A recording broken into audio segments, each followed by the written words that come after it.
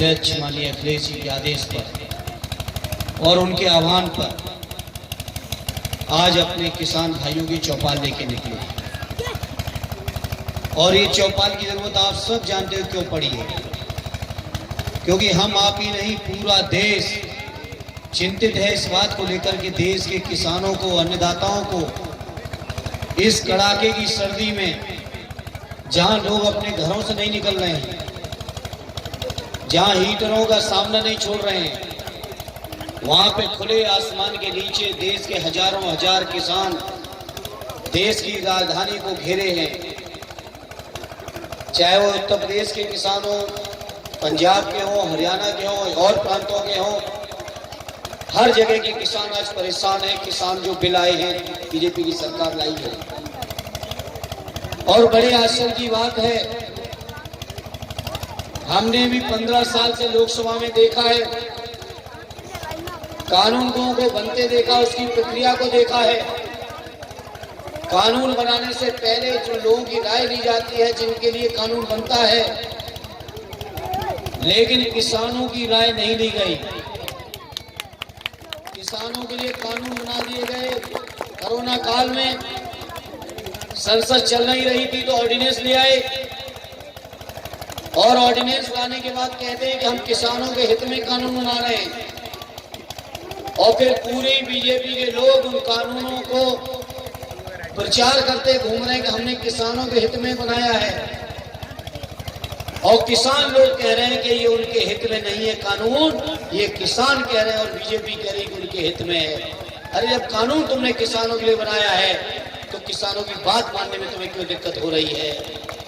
दिक्कत इसलिए हो रही है कि चुनाव में बहुत सहयोग मिला है बड़े बड़े उद्योगपतियों का,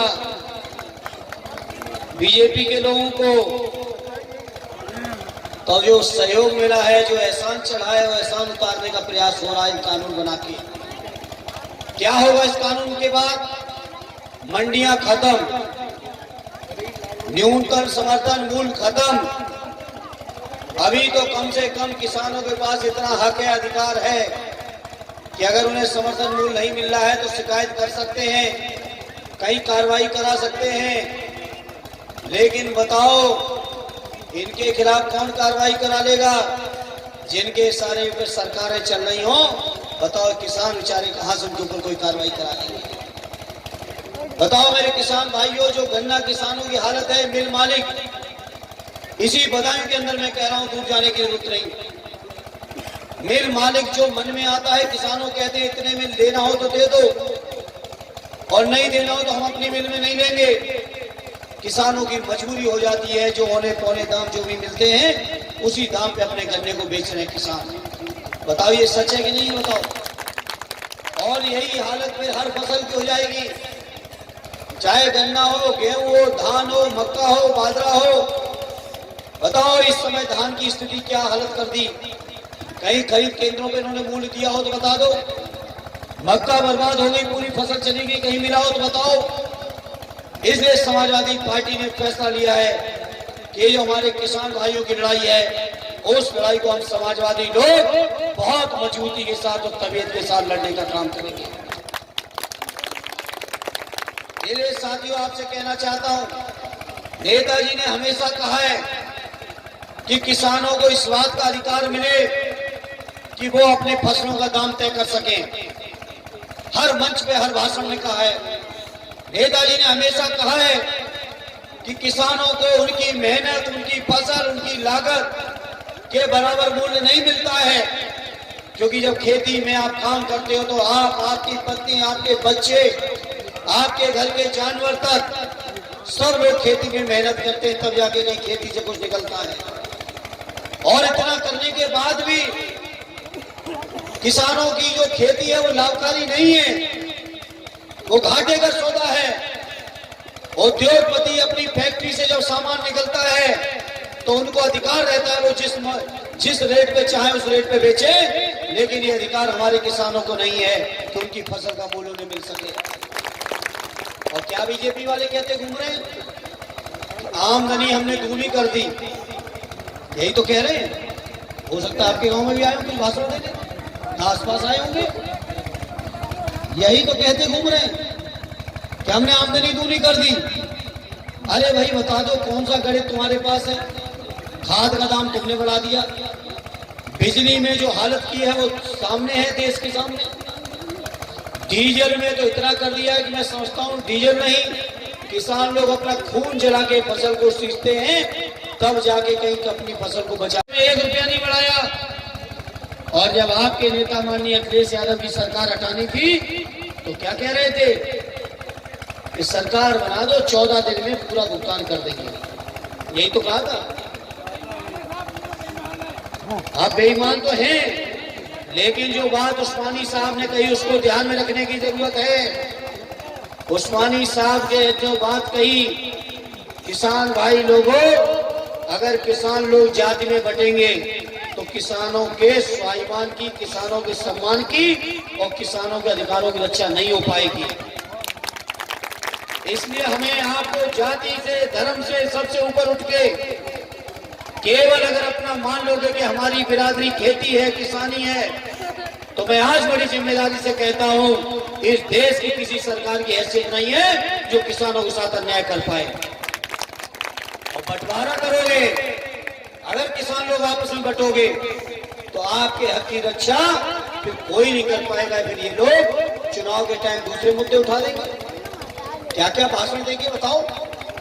आपके नेता माननीय अखिलेश जी जिन्होंने इतना शानदार काम किया, किन किन बातों के लिए बदनाम करके सरकार आपकी हाथ से लेंगी। इसलिए मैं कहना चाहता हूं मेरे रसूलपुर आसपास के लोगों, कोई कसर न करना इस बार खेती किसानी की लड़ाई लड़ने के लिए, कोई कमी न रखना और जाति धर्म सब चीजों से ऊपर उठ के आने वाले भविष्य में आपकी खेती बची रहे, आपके बच्चों के मालिकाना हक बचा रहे, आपके बच्चों के हाथों से कोई खेती न छीन पाए, आपको आपके खेतों में कोई मजदूर बनाने के बारे में न सोच पाए। तो इस बार भारतीय जनता पार्टी को सबक सिखा देना आने वाले 22 के चुनाव में।